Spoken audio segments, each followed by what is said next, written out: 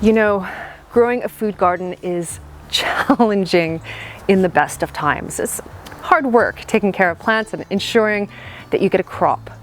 But these past few years, and especially this year, I've been hearing of more and more people having huge challenges with getting a yield out of their growing spaces. Now, whether that is dealing with pests, and they seem to be getting worse in some cases, or if it's climate related, so intense heat, drought, too much rain, wildfires, we are all contending with something. Even me here in the garden, there are lots of challenges that I'm dealing with, including lower temperatures this summer.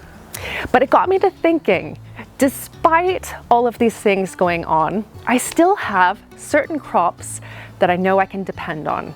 And so I'm going to take you through my top 10 fail-proof plants or crops that I know that will produce food, won't get attacked by insects, and that will keep my garden looking beautiful.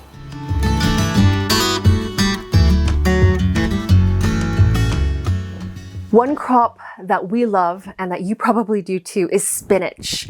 Yet it has a tendency to bolt in summer, and it also has a tendency to be targeted by slugs. It is a bit challenging to grow, which is why I'm delighted to find out that I can replace it by this. This is tree spinach, and it is part of the goosefoot family, which is a weed family, and it grows like a weed. You can see that this plant is touching the top of the polycrub. The one that's growing outdoors is well over 6 feet tall. And when they're young and small, the leaves are tender and you can use them raw in salads. And then the larger leaves, they get a little bit tougher, a little bit more firm. But once you cook them, they're nice and tender and you can use them exactly as you would ordinary spinach.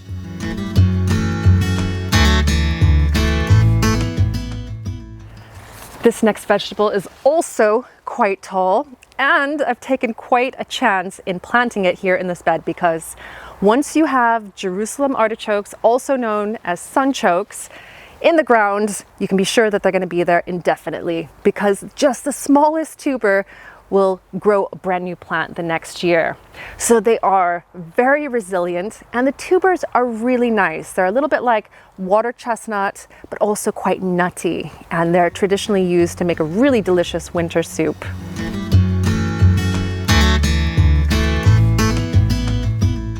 One vegetable that you will rarely see me grow is spring onions.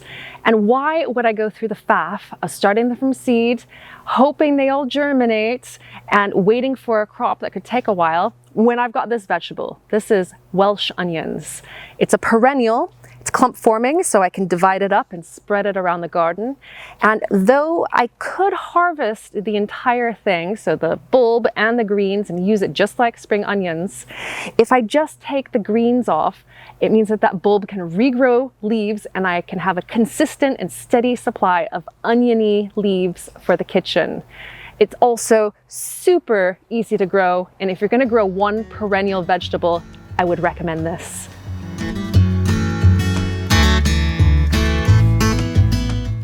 At least here, growing main crop potatoes brings the chance of your entire crop getting decimated by something called blight. It affects tomatoes as well.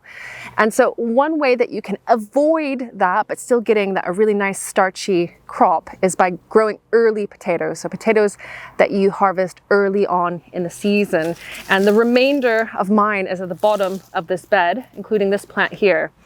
This is a relatively new no-dig bed, and so all I have to do is go in with my hands and pull up a crop. These are Red Duke of York, and they've been in a little bit longer than I would normally have left them. So they're starting to toughen up their skins and becoming a little bit more like a main crop potato. But in general, early potatoes, so first early and second earlies, are much easier to grow. You get a quicker crop, they're much more tender, and you don't have to deal with blight.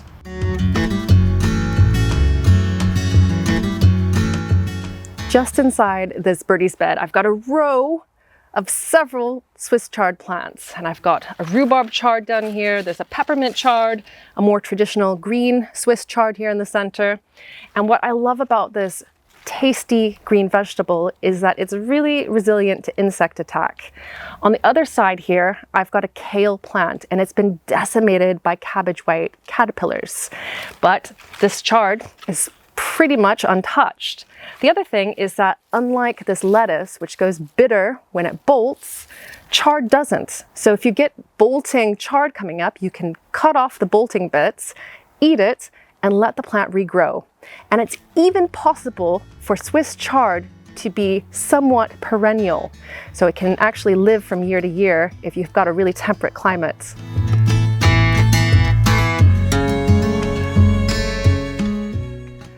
Rhubarb needs almost no introduction. Once you have it planted, you can pretty much leave it there to do its own thing, and it will live sometimes for decades. It does really benefit from being divided every now and again, but other than that, you just let it romp away. And then you can harvest the stems in the first part of the growing season and use them for everything from desserts to my favorite, which is rhubarb wine. And this plant, this is only 1 year old. I planted it as a crown last year, and look at how big and healthy it is.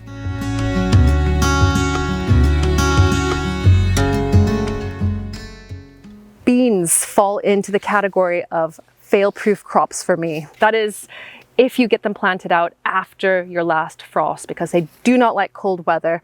And they are a little bit vulnerable to slugs when they're short, but once they get going, once they're knee-high and climbing up, then they are a lot more resilient to attacks from slugs and other pests. And as you can see, they can completely cover your trellis. The variety I have growing on this wigwam is borlotti beans, which I'll be saving for dried beans at the end of the season. But I have an entire area over here dedicated to both green beans and beans for drying as well. And they are just romping away, and they're an excellent source of protein from your homegrown vegetable larder.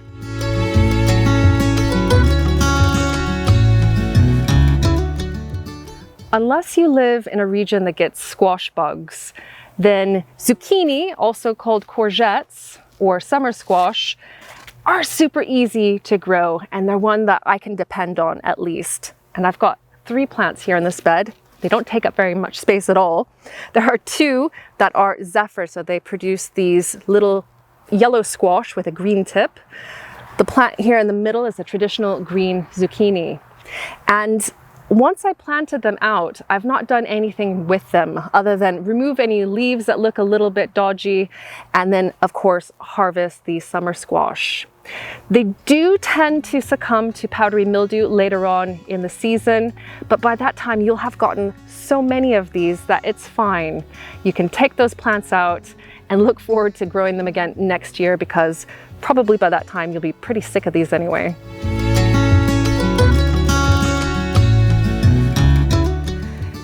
If there's one fruit that I would recommend to you that is resilient, that is easy, and that pretty much guarantees a harvest each year, it's autumn fruiting raspberries.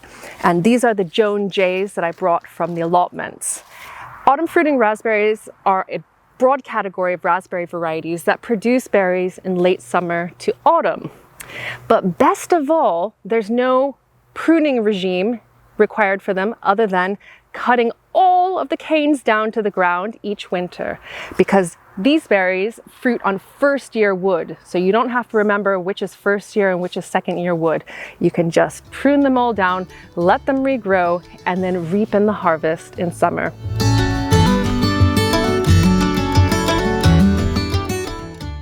The 10th vegetable on my list of fail-safe crops is garlic, just ordinary garlic. This is this year's harvest. This is plenty enough for Josh and I, the 2 of us. And I tend to plant it in October, and then once it's in the ground, it grows over the winter, kind of hunkers down, and then in spring it starts growing without any interference from me. The only thing I need to do is make sure that the bed is kept weeded and just let it get on and grow. There are a few diseases that do affect garlic, but it really hasn't affected my harvest in the end. So for example, rust on the leaves. I've just cut it off and then harvested a little bit earlier than normal. So I would definitely have garlic on there as a really easy crop to grow. Now, if you would like to see some more easy crops, they are all perennials, in my opinion. And I have a video going through way more perennial crops, so crops that you plant once and then you can harvest for years, and you can watch that video next. Thank you so much for watching, and if you have any fruit or vegetables that you think fit onto this list as well of fail-proof crops, leave me a comment below and let me know what your thoughts are. I'll see you next week for another video here on Lovely Greens. Bye for now.